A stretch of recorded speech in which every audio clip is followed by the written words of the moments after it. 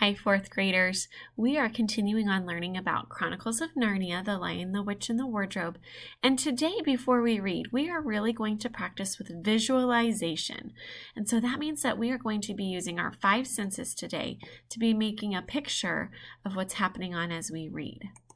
And so when we do that, I really want you to think about when we visualize, we are really making a big picture in our head and almost like a movie of what's happening in our book. So good readers are making those pictures as they read.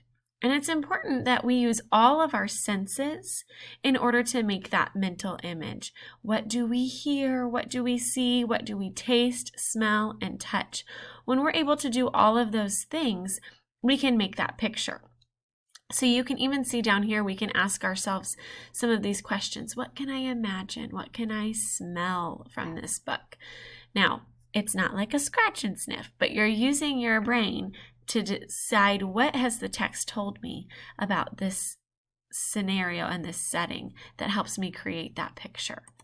And so as we do that, we can ask ourselves things for each of our five senses. What details in the book tell us about what we can see, about the sounds we could hear, the smells, the things, how they taste, and how things feel. So again, we are being good detectives, and we are reading in our text and looking for those details. I'm not coming up with those things on my own. I'm reading in my text and seeing what it says. And so we're going to practice today, and we're going to look at a couple passages from our chapter 7 that you'll read today later on. So you'll get a bit of a sneak peek. And we are going to be looking for our certain five senses. So right now we're going to focus just on what we can see from this passage and what we can touch. And so I'll read it, and then we're going to just highlight the parts that describe those different senses. So it says, above the dam there was what ought to have been a deep pool, but was now, of course, a level floor of dark green ice. And below the dam, much lower down, was more ice. But instead of being smooth, this was all frozen into the foamy and wavy shapes in which the water had been rushing along at the very moment when the frost came. And where the water had been trickling over and spurting through the dam, there was now glittering walls of icicles, as if the dam had been covered all over with flowers and wreaths and festoons of the purest sugar. And out in the middle and partly on top of the dam was a funny little house, shaped rather like an enormous beehive. And from a hole in the roof, smoke was going up, so that when you saw it, especially if you were hungry, you at once thought of cooking and became hungrier than you were before. So as I was reading this, friends, I was really looking for things that would tell me about our sight and about things that you could touch. And so I am going to do some highlighting, and I want to find some things, and I'm going to use my blue since that's for sight. And I'm looking for words and text in here that tells me about things that I see. So right away, I see that there's a level floor of dark green ice. And that really tells me what I can see there. Now, I'm also looking and I see, oh, wow, it had a glittering wall of icicles. I can picture that in my head, all these icicles hanging down, kind of like from our roofs sometimes that happen after a big ice or rainstorm in the winter time. Okay. Then I'm thinking, oh, look, on top of the dam was a funny little house, rather like an enormous beehive. Wow, that gives me a really good picture about what that house looks like. Sorry, this one disappeared, friends. Let me highlight that one back. So I can really see that house, I can picture it in my mind, the shape of it. And then I notice, oh, what's coming out of that house? Out of the hole in the roof is coming some smoke. So I can see that in my mind as well. So those are all things that I can see. And now I have this picture in my head, just what I'm looking at and what the kids see as they're walking. And so now I really want to know what in here is describing how things feel and touch.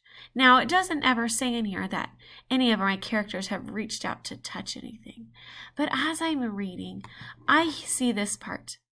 Below the dam, much lower down, was more ice, but instead of being smooth, this was all frozen into the foamy and wavy shapes. So I am thinking, wow, when I look at like an ice skating rink, it's a nice, smooth, soft surface. But this ice has been hard and crumpled, and it's coming in waves, so it's wavy. And so if I were to touch that, it would feel rough on my hands.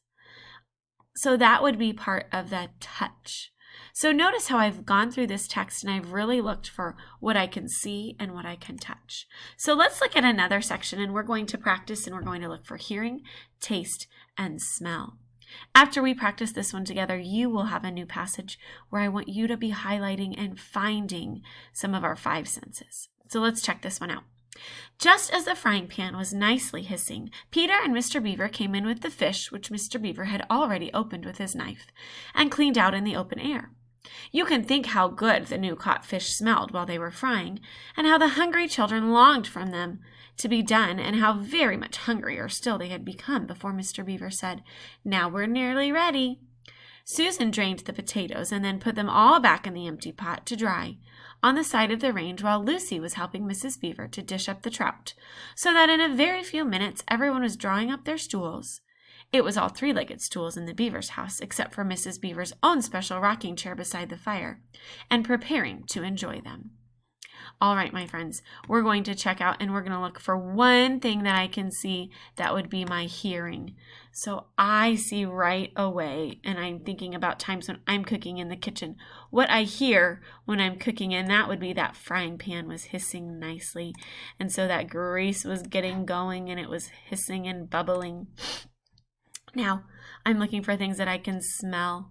Oh, and you know what, friends? It even tells me right here, you can think how good the new caught fish smelled while they were frying. Maybe you don't love the smell of fish. I'm not a big fan of the smell, but we can really picture what it would smell like in the Beaver's home. And the last part is what we want to look for is that taste. And so as I even am looking at this same sentence about the new caught fish when they're frying and how hungry the children were, that really tells me too about the taste. I'm sure you can think of a time when you were so hungry you could taste the food that your grown-up was getting ready for you to eat. And so we were able to use our 5 senses again in this passage to help us see what is going on, and we have that good picture in our mind. So in a moment, you're going to hop over to Seesaw and you're going to read this section. And I want you to use your text tool on there and highlight and underline in our colors what 5 senses you can find in this passage. I want you to do your very best to try to find at least one of all 5 senses. If you can't find one of all of them, try to find a few of another sense one that you've already done. So good luck today and practice that visualizing.